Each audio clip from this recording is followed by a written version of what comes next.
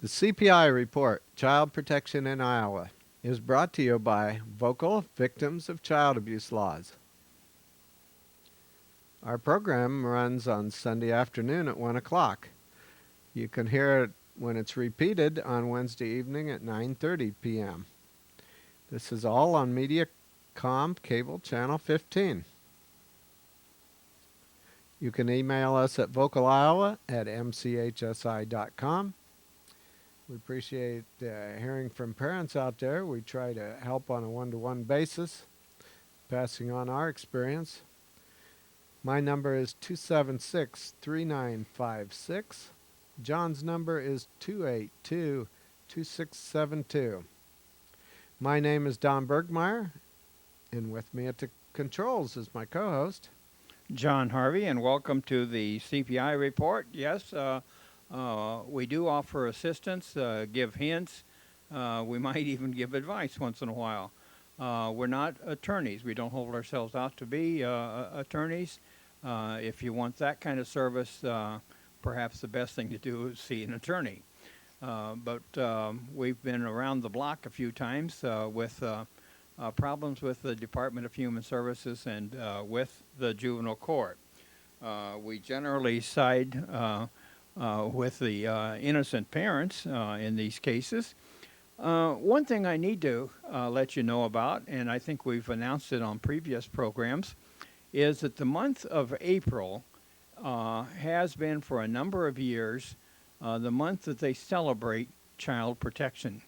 They say celebrate child abuse. I don't think you want to celebrate child abuse, but child protection. So they have their state conferences in June, and another thing that they do is they make certain that all of the news stories regarding, particularly in the area of child sexual abuse, are announced in the month of April, so they can make a rather outstanding argument about how it's necessary that they continue this business of child protection and build their coffers based upon money they can extract from the federal government, from grants from private organizations, and also from the state treasury. They feel pretty badly that they can't always make all the money that they want from the state treasury. And one good way of doing that is to set up an organization such that they can tap the funds from the state treasury and then use their staffing time and their efforts to make certain that they maintain that funding from year to year in order to keep their budgets high. Well, one such organization is called PCA, Iowa PCA. That's called Prevent Child Abuse Iowa.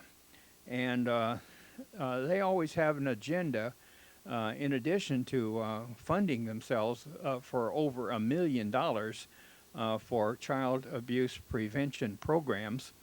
They also, you see this influence in 58 counties. Now I think it's extended to something like 85 of our 99 counties. And the more that money can be spread out, the more interest there is to get lobbying done by this so-called grassroots organization. They can cry all over the place every time the legislators decide to cut their budgets. And this has been the first time that there's been any significant cuts in something called prevention programs.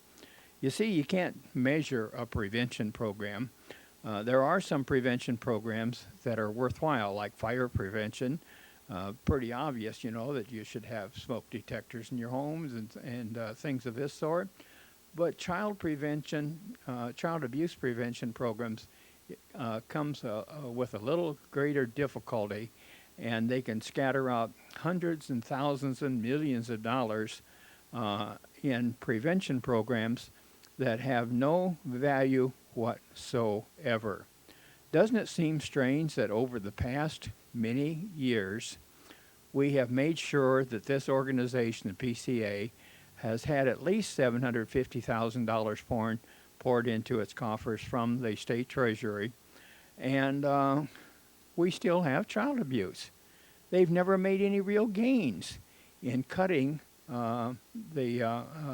cutting child abuse. Isn't it strange that what they say will help cut child abuse by funding these programs doesn't really happen? So are we really getting our nickels worth when we speak of these prevention programs?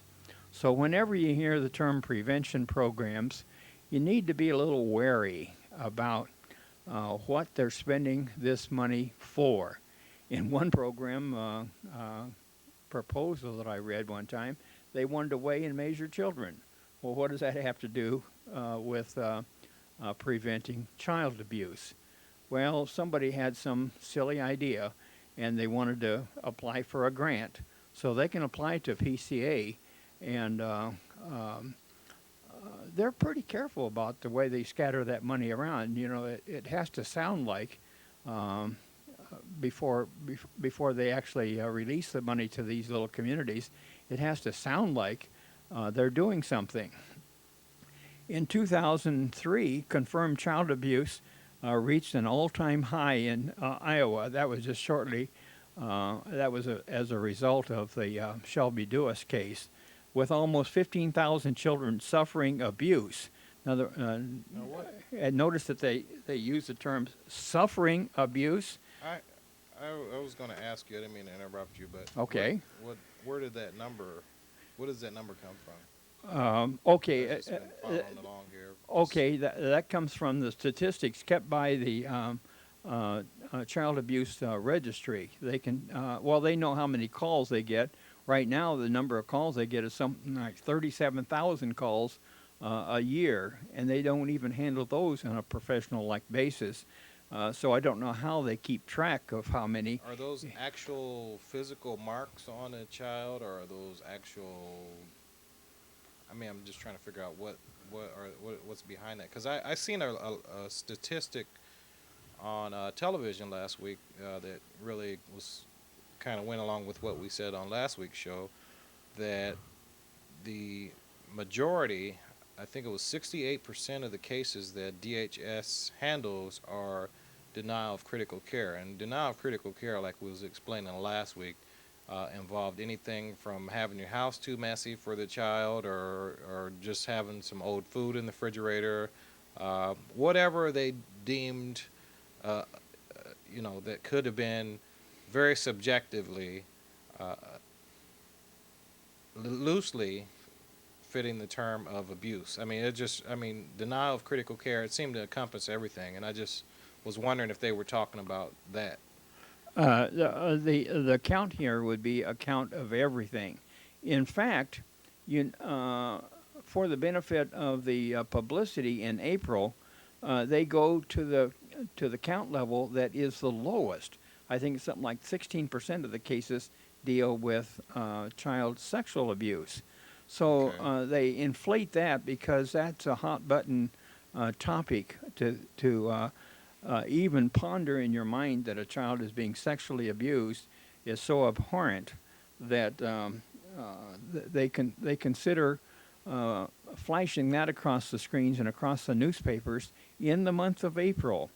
And we'll give an example of where that happened just recently, where it was pretty blatant rearrangement of the date in which they want to splice this. But they spliced it in April, not because it took that long to get the information. They spliced it in April because April is Child Abuse Month. And they want to make want to declare something really awesome about April. Okay, Don? You were mentioning calls to the registry. That also includes dogs biting a child. That's right. And then sometimes when they get it, then they'll defer it on over to the animal dog pound. But there's probably a lot of times they'll go ahead and generate an abuse report just so that they're probably running out of business, so they make a abuse report up so they can have a job. John? Yeah. I'm thinking that a lot of what they do here in this business is to expand the influence of the business itself.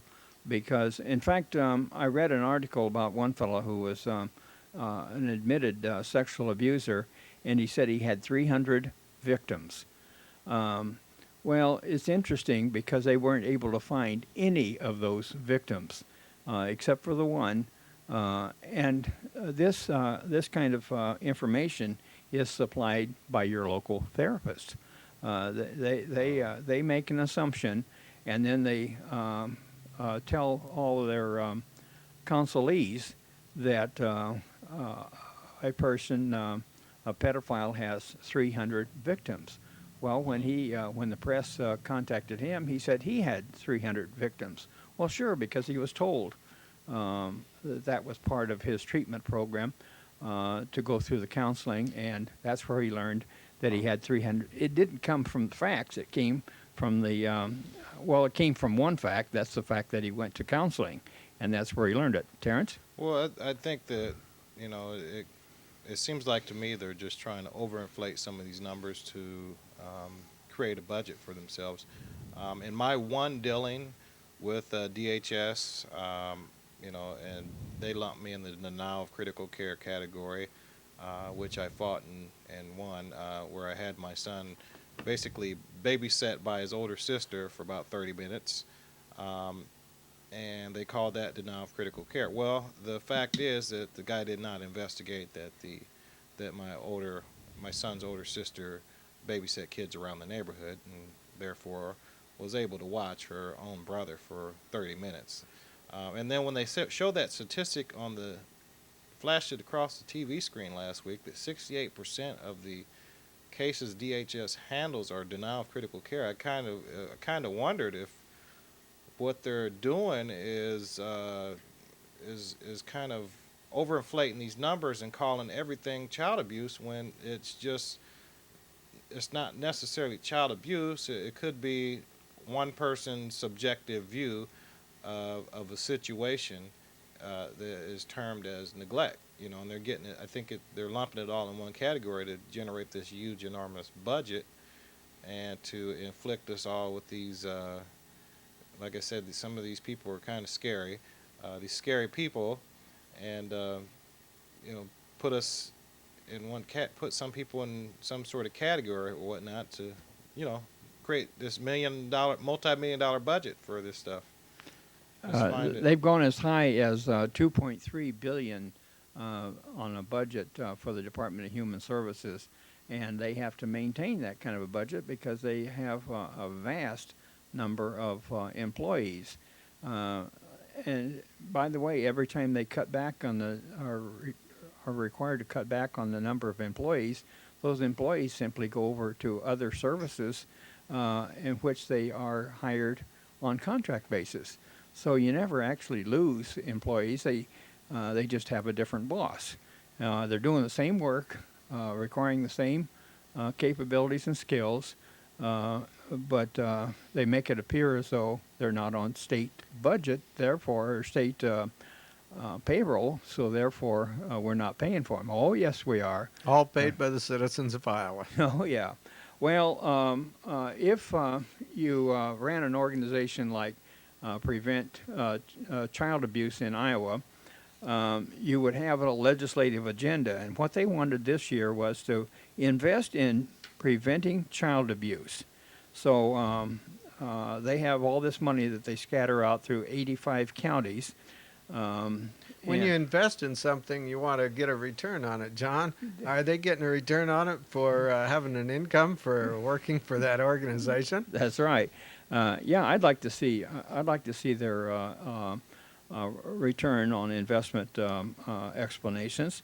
Well, they're satisfied if they just get the budget. They're not terribly worried about creating any reports. Then they want to support the community partnership for protecting children. They want to involve more and more and more people, either on a paid basis or on a volunteer basis, to protect children. It's everybody's job to protect children, and then reduce the harm to children from meth. Well, I kind of halfway agree with these efforts to reduce this problem of meth, but they're making this drug problem a highlight in their whole scheme of things here. Well, so it happens that we have organizations who become lobbyists simply because, or they're actually paid lobbyists, because the money is scattered throughout to influence the legislators to keep the funding coming. So it's just a treadmill of money making and then lobbying to make more money, and it's the poor taxpayers that have to pick up the efforts here. Well, let's take a look. We said that we would talk about one of these articles that came up just in the last few days, in which a police officer was accused. Let's see if I have that or not here. Anyhow, we had a police officer who lived in Huxley, who was accused 12 years ago. That is, the accusation of abuse was supposed to have happened 12 years ago. There's one thing that I think is a really good skill for adults to practice, and you'll hear that coming up from time to time, but you need to be very wary of when you hear so-called facts from the media or from just hearsay from other folks regarding abuse, because it is this tendency to make an accusation, and the accusation automatically becomes guilt. There was a lady in Britain, Maggie Thatcher, who says, when accusation becomes guilt, that day freedom ceases. So if you're the kind of individual who will jump on a case and say, well, this police officer must have done something to a 7-year-old girl 12 years ago because the paper said so. The Des Moines Register reported that this was true when the child was 7 years old. We don't know the facts of the case, but it must be true. An individual in Fairfield, a father in Fairfield, was accused by his 19-year-old daughter of 5 years of incest. Not one stitch of forensic evidence supports the child. Not one single disclosure by the child during that 5-year period. Not one single observation by any of the child's teachers or coaches, or she was in all kinds of activities, and none of the individuals who observed her saw anything about her that she was going through the kinds of experiences that she was accusing her father of conducting. Now, the father is a very prominent businessman. Now what do you do when you have a prominent businessman in a small town? Should we jump on him? Well, we did with a teacher in Centerville. We decided that half the town decided he was guilty, and the other half of the town decided he wasn't guilty, and one half of the town decided they would make it difficult for the other side of town. So you have a town that's pretty much split, and the kinds of ways that we have of taking care of these things is something called court.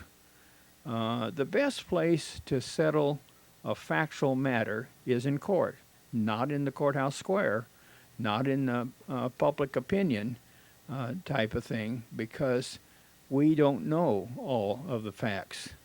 And the best place to disclose that or to get that information is in the courtroom under fairly strict rules.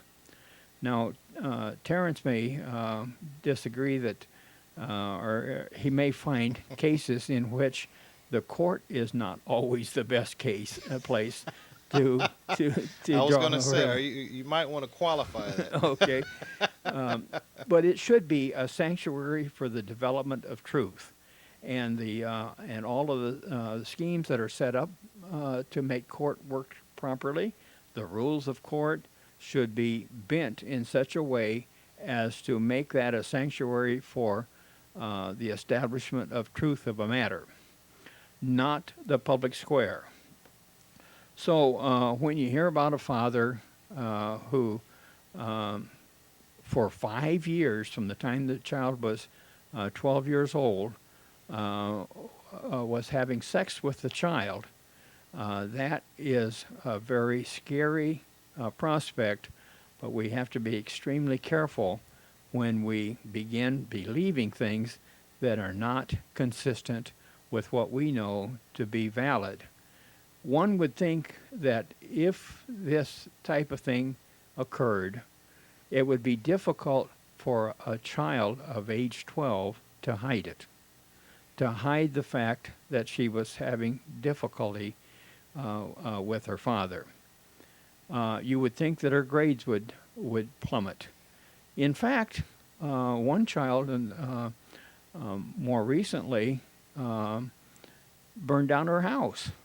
I don't think she intentionally destroyed her siblings as a result, but her house burned down because she was troubled by child sexual abuse.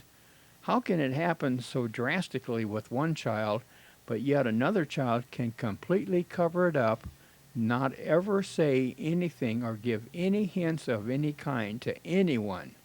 You see, that would be a good reason to maintain this whole concept of innocent till proven guilty.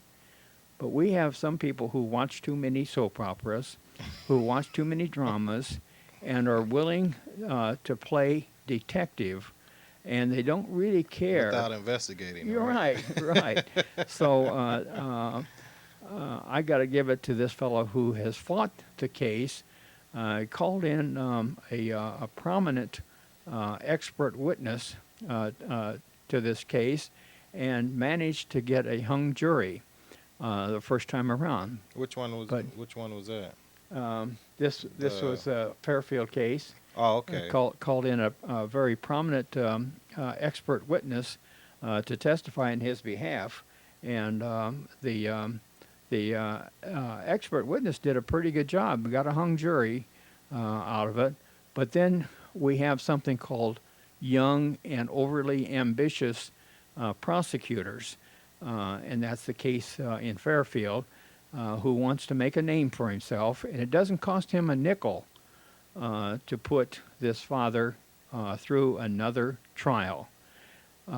This father stands to go to prison for 170 years.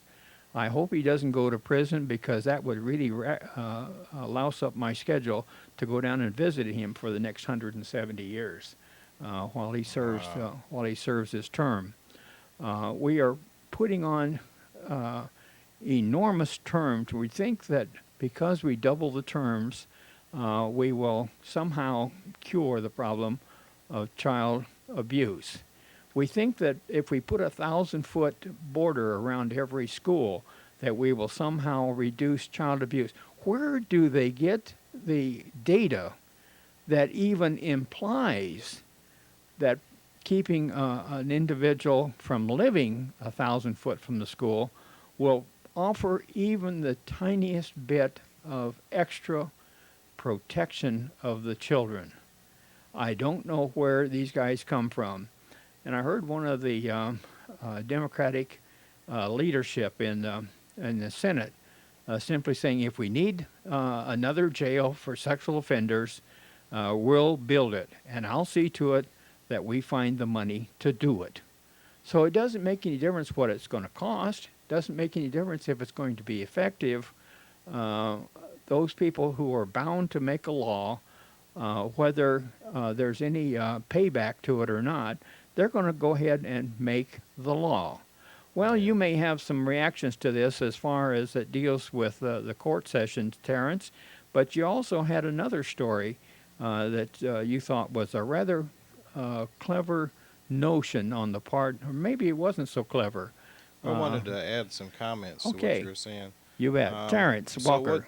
what? And I was just going to kind of ask you. So you think that all these cases are coming to light just as of recently, due to this organization's lobbying efforts and Not solely doing to their 'cause there lobbying. is a lot of cases here. I see you have one from April 12th that came to light, one from April 13th in the register as well, another one from April 12th, and then you also talked about the highway patrolman.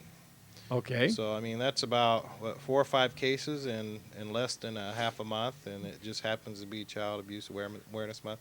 And don't get me wrong, I don't have anything against being tough on child abusers. I really could care less, but I mean there's got to be a distinction made here, and I don't think that they're making it. And you know, a lot of these people in the DHS tend to be a little bit overzealous and trying to find someone, an abuser, and I think that was the case. It appears here in Fairfield, where the guy is just sitting there.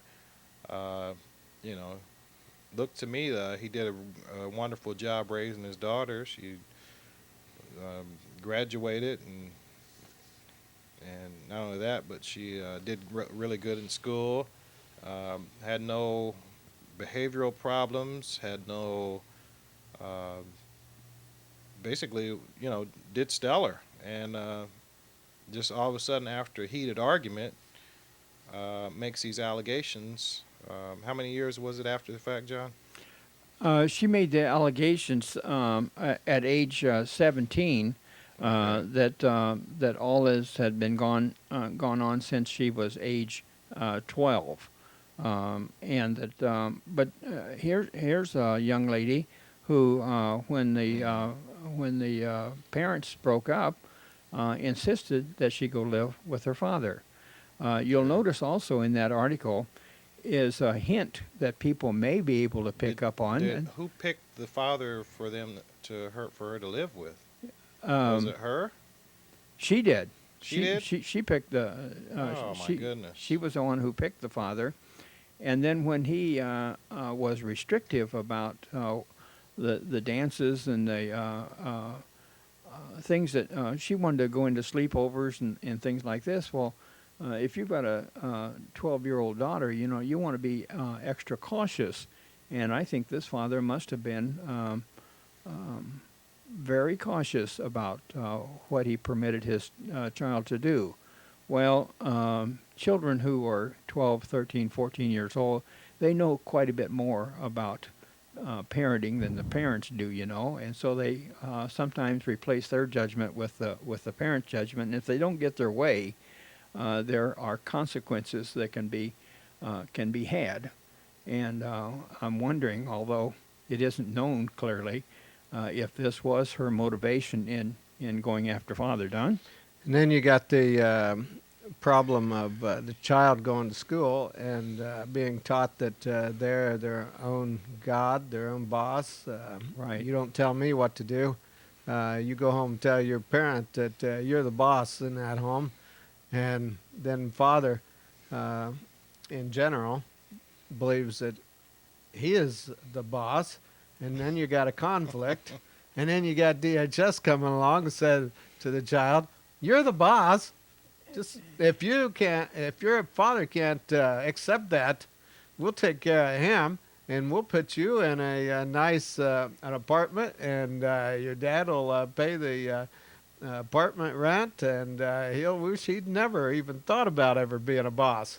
So we got a great DHS out there, and it's even great to have a school that counselors and those people School counselors sure helpful to kids too. encouraging them to believe that they're their own boss. So we got conflicts out there, John. That's right. Okay, Terrance? And then one other thing I wanted to raise was also as one of the few judges I respect here in the Iowa Court of Appeals, Judge Sackett. I'll She second noted, that. she noted in an opinion. It was she was a minority voter in the opinion, so it wasn't, she didn't win. Uh, her side didn't win. Her opinion didn't win of the case. But anyway, she was saying how the it appeared that the DHS in a lot of these instances was trying to incorporate middle class white suburban values in these types of some of these types of cases rather than to have a specific thing that they're looking for. And this was, I think, a denial of critical care case, if I remember correctly.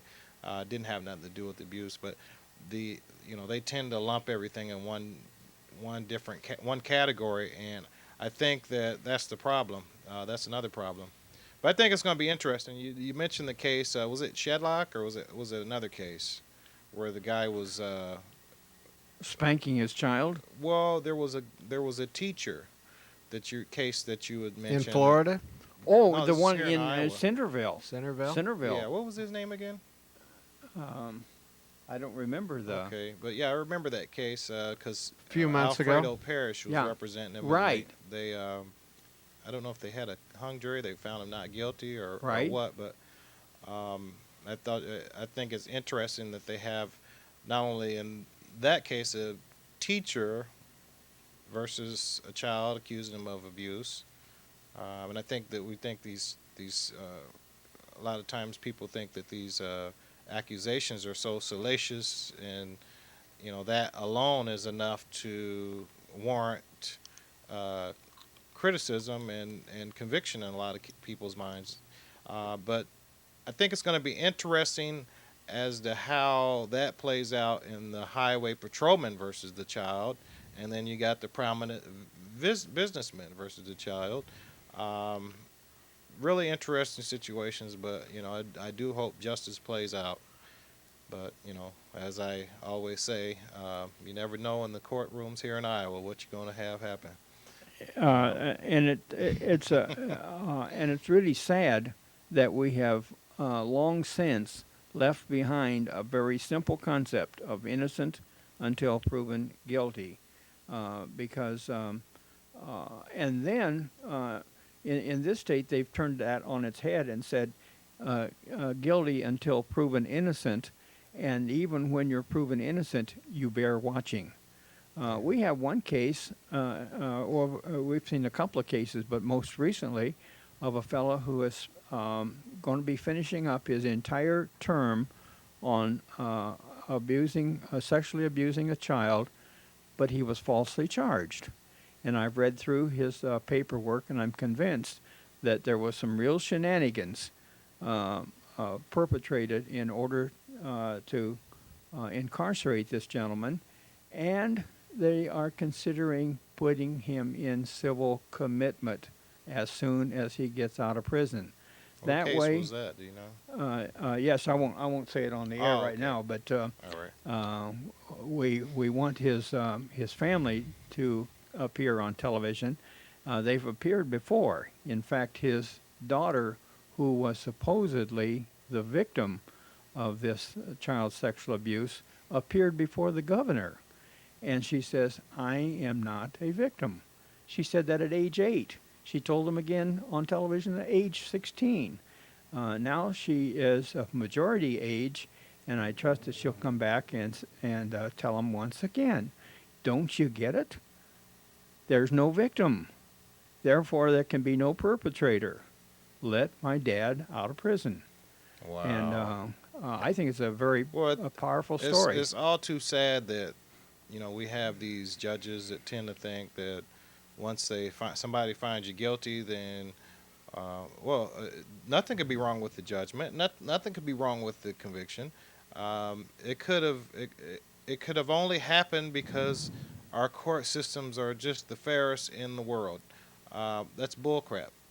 Yeah. And I have a case here I was going to read here. It's kind of on a related note, but just to go to show you, it goes to show you to what lengths some of the judges here in Iowa and across the country, for that matter, tend to act out of line. This is a story from the Register from April 12th, 2005. The title reads, "Potential Juror Not Picked But Ordered to Be in Courtroom." A potential juror in the Jackson County trial of a Wisconsin man, this is Makeda, Iowa. The Wisconsin man was charged with murder, was ordered to be in the courtroom today even though he wasn't selected for the jury panel. District Judge Hobart Derbyshire ordered Kirk Miller of Makeda to sit in the courtroom all day and listen to the trial, calling it an attitude adjustment. Miller was part of the final panel of potential jurors to be questioned Monday by lawyers as they selected a jury for the Douglas D. Bruin case. He's 54, accused of killing antiques dealer Gregory May, who disappeared in January 2001. When prosecutor James Keevy asked the group if there was anything that would prevent them from serving, Miller said he was a criminal. He added he didn't want to be in the courtroom and had a problem with Jackson County Attorney John Keyes and Sheriff Russ Kettman and Deputy Ed Clark, who were also in the courtroom. Derbyshire released the jurors and remaining potential jurors Monday, but told Miller to remain. He told Miller to return to the courtroom 9 a.m. today with a pad and paper and pencil. "You will sit in the trial all day and take notes," Derbyshire ordered. "If you have an attitude problem, and we'll work on that tomorrow, I want you to appreciate a fair justice system."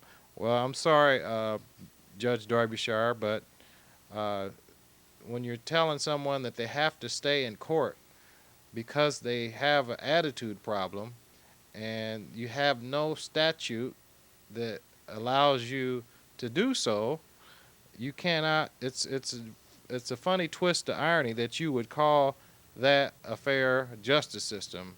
And I think that Judge Derbyshire should be given the similar treatment and make him sit in the courtroom all day and listen to a case of someone that is suing a judge. But unfortunately, we can't do that here in America, which is supposed to be the land of the free and the home of the brave. And everybody is supposed to be not above the law, but subject to the law. That's right. The person you were talking about that he ordered him to come back, that guy was honest in the courtroom. And Exactly. now the judge is holding him against his, taking his Against freedom his- away, Against his will. against his will. And have you ever heard of a law punishing for somebody for having a bad attitude? Have you? Well, I think bad I attitude. thought we had freedom of thought. Right. You know, he might not. I would say the judge. Too bad if he's offended by the guy's comments. But The guy appeared in court in the first place.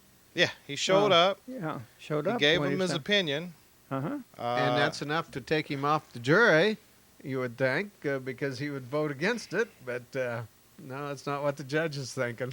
Too bad we also do not have a fair and impartial a body such as a citizens review board to review these sort of things, allegations against judges, because I think that if we did, Judge Derbyshire would be taking his pad and pencil and piece of paper and be going home, because we don't need people like him in the courtroom. That's right.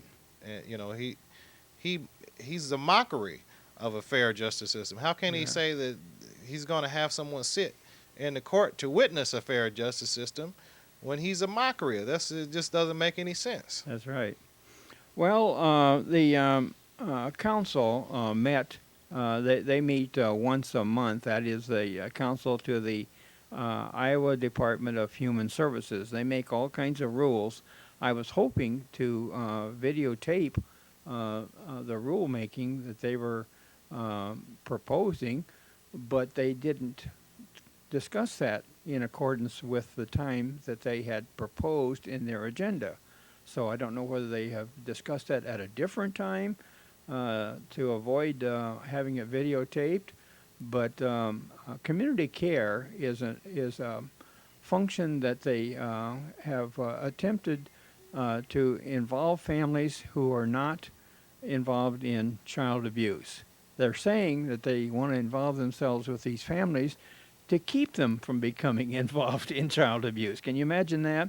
In other words, they don't have enough clientele involved in child abuse, so now they have to go after people who might become involved in child abuse, and they call that where do you community draw care. the line, though? You're right. Potentially, you see, everybody would be in that category. So they have a category that is reserved, a highly reserved category that can take in a lot of people. Well, there were a few comments by the director of the Department of Human Services, Kevin Concanon. I think he speaks quite articulately about the things that he's interested in. When did he have these comments, John? I tape recorded those this morning. What day is this morning? Okay. It was the same day in which they hold their meetings. They hold their meetings on Wednesday, and so I tape recorded on Wednesday with the idea that sooner or later I'll try to work in some of these sessions that they have. Well, let's see if we can listen to what Kevin Concanon says in some of his closing remarks. A lot of what he has to tell us has to do with funding from the government. And he's made several trips to Kansas City and to Washington, and has talked to all kinds of people about, particularly in Medicare, not always directly connected with child abuse issues, but these remarks, and there's about a little over 10 minutes of remarks here that he has to do with how they're going to hold on to these Medicare funds, how they're going to make up something like $260 million shortfall in not Medicare, Medicaid, the state health programs. And they're attempting at the same time that they're short of funds to begin extending the services of Medicare to the Hawkeye programs and to other programs such as dental health for children up to the age of 12. So while we think that perhaps they're overextended already, they're attempting to do great and marvelous things in other areas by extending these services. Well, let's go now to the Hoover building where they hold their council sessions, and let's see if we can find a way of getting this program off and running so that we can watch the director of the Department of Human Services, Kevin Concanon. And come on now. Good thing we've been in the middle of is spend this Medicaid effort. So that's been going well. I think you would have heard early this morning in the rules that I think we've come up with a fix for that prescription challenge we have. Kate brought that up. We're very encouraged about that. Our budget, by the way, we have to worry about that. That moved along in the House. I think Dave Heaton did a terrific job in the budget. They had 13 or 14. It was a bipartisan vote on the budget, which is a very good thing. He made a particular effort to, in his budget, to fund the waiting list. So groups like brain injured, so we have 400 people on a waiting list. He has put money in to fund that, so it's a terrific thing. I hope it's going to hold once it gets over to the Senate side, but it's a very good budget. I'm told people who've been around here longer than I, this is the best budget we've had in some years, the DHS budget, so we very much appreciate that. The China, the issue of kids, that bill is moving along too. It's in the House, it's passed the House, it's over in the Senate now, and we're working on that. That would be a big victory this session to get rid of that requirement to. This has been a real Now, good custody move relinquishment will take place in those to serve children without examples in which it enforcement is a through the bona courts. fide China. I mean, a parent who's not adequately providing for a child, but at least we open up now the elective possibility of it. We're very excited about that. Should tell you that, on another note, each year the Ford Foundation selects roughly half a dozen state programs as national examples of innovations in state government. And the Harvard Kennedy School is the faculty there, the people who make the decisions on it. We're in the finals, Iowa, the charter agency status. We're in the finals. We're down to, I think, about 14 states, and they will pick 6. And so we're going with the governor and I going there in March to make the case for what charter agency has done for us. And it's, of course, saved millions and avoided cuts in DHS, but it also is part of our child welfare and some of these other things that we're doing. So, Are you saying next March? no, I'm sorry, did I say March? May, I should say, Okay. 10th and 11th. You should take along your book, your, that's impressive. Which now? You know, the Barnes. Oh, yes. Yeah, no, that's right, yeah, no, in terms of outcomes and, yeah, the world is heading that way of, what can we say was the outcome of this at the end of the, but that's part of our effort, that sort of, anyway, that's kind of an aside, but that would be a nice thing. What would that mean? Well, it doesn't, I think it's more the prestige of it. I think there may be a nominal, an honorarium, or something that goes to the state, but more than anything, it's just an acknowledgement that, hey, some good things are going on there, so.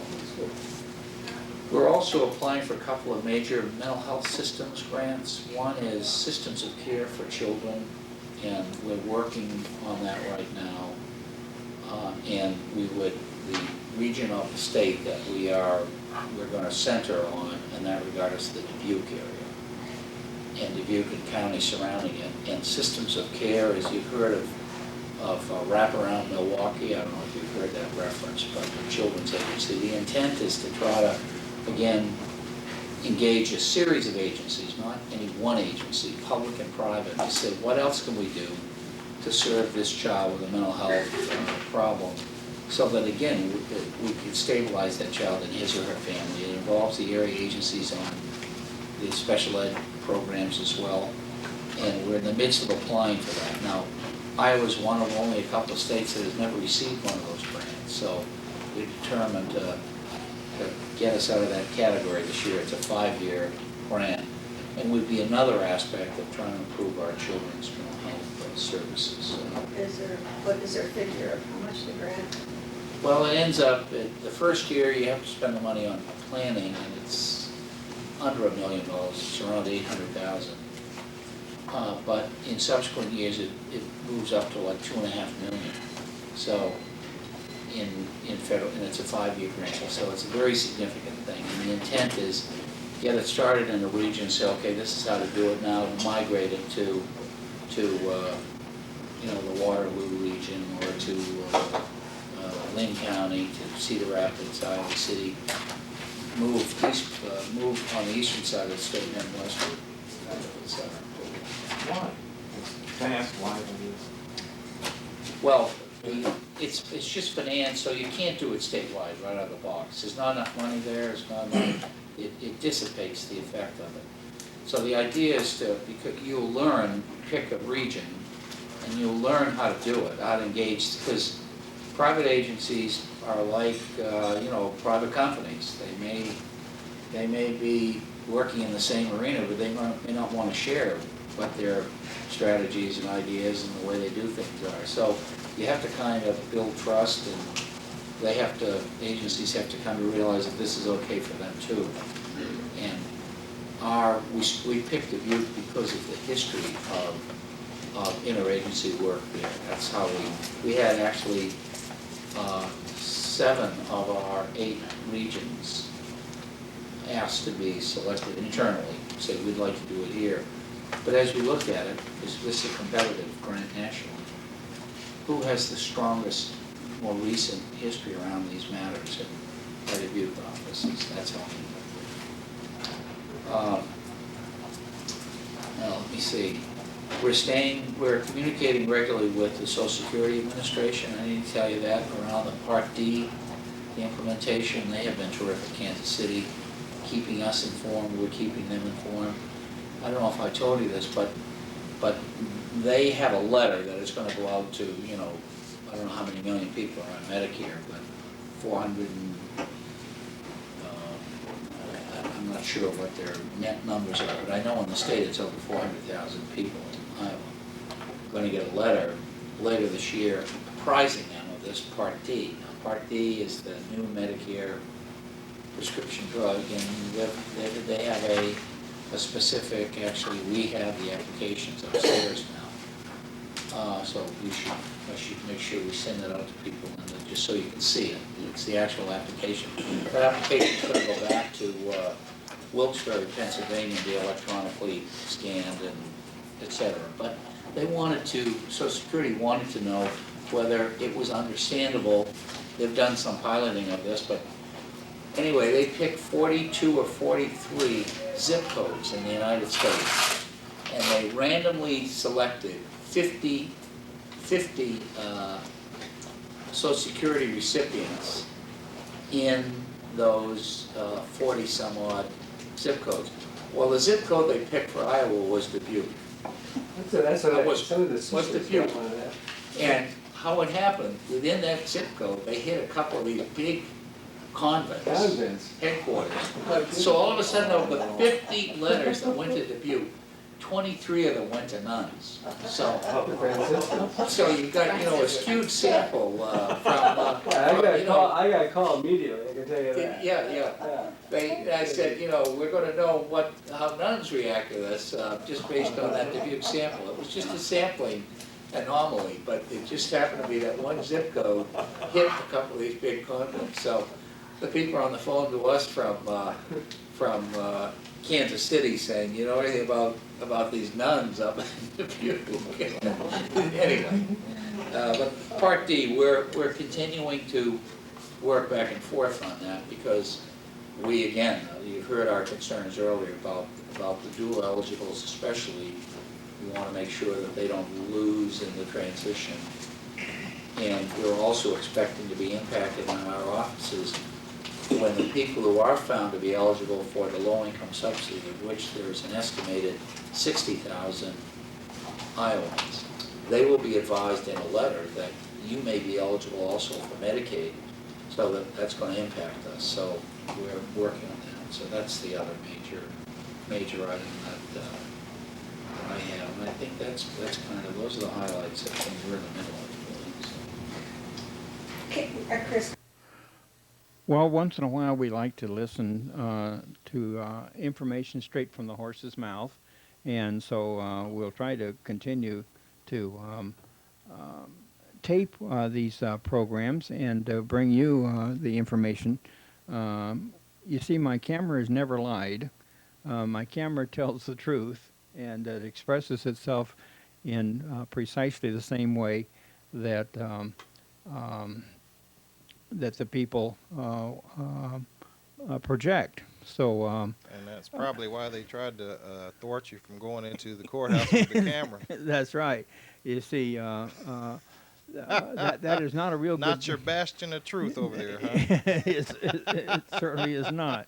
The courthouse is not someplace where they like to have their brand of the truth scattered throughout the county.